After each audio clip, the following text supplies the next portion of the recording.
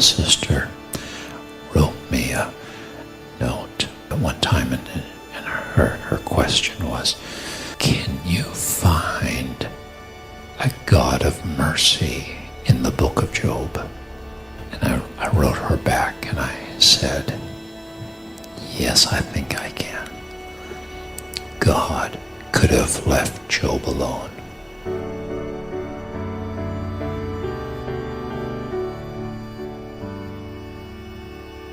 Years ago, I suffered an injury to my voice. At the time, I was a pastor and a worship leader, and since that time, my strength is very small, and it's painful for me to speak, so I have about an hour a day that I can manage, and then the pain shuts me down, so you can all do the math.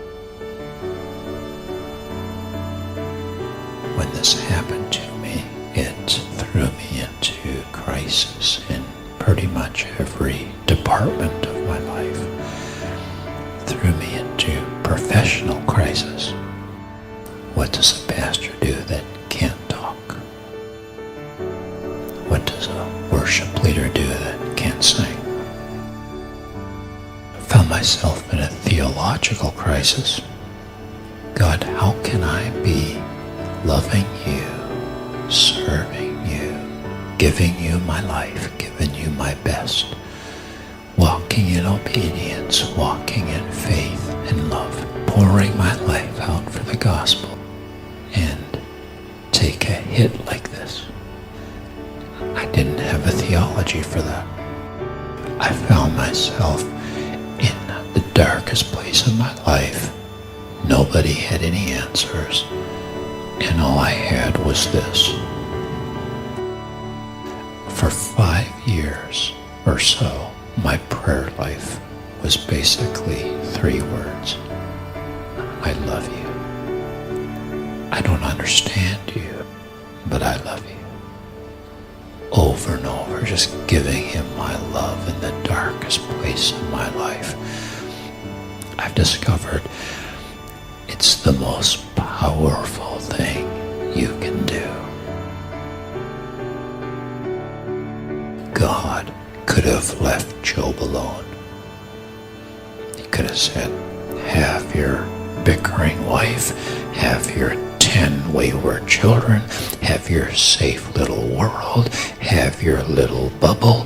But the Lord said, Job, I love you too much to leave you to yourself. I love you too much to leave you to the smallness of what you know.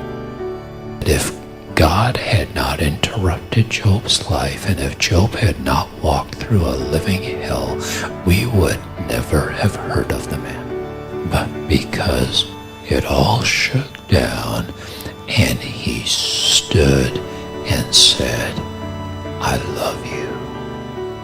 I worship you. In his darkest hour, the Lord has given, the Lord has taken away. Blessed be the name of the Lord. Psalm 11, verse 5. The Lord tests the righteous, but the wicked his soul hates. So if you're righteous, he tests you, and if you're wicked, he leaves you alone. The last thing you want is for God to leave you alone. Lord, do not leave me alone. I have got to know you. I have got to see you. I have got to have you. And I want everything you've got for me. Lord, do not leave me to myself. Interrupt my life if you have to. Test me if you have to. But come to me. Visit me. Reveal yourself to me.